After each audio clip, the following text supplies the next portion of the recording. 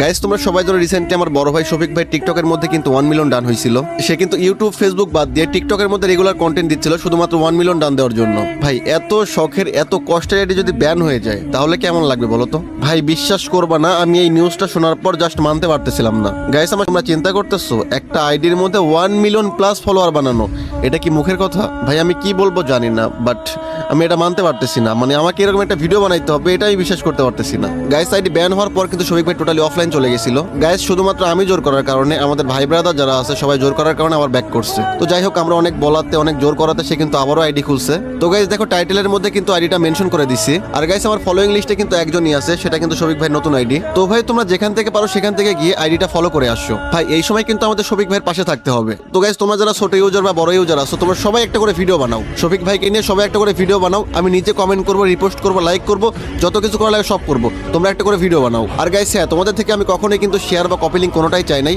আজকে চাইতেছি ভাই এই ভিডিওটা সর্বোচ্চ শেয়ার করে তোমরা ফর ইউতে নিয়ে যাও, যাতে শফিক ভাই আইডিটা খুব তাড়াতাড়ি উঠে যায়। তো ভিডিওটা এখানেই শেষ করতেছি। সবাই ভালো থাকো, আল্লাহ হাফেজ।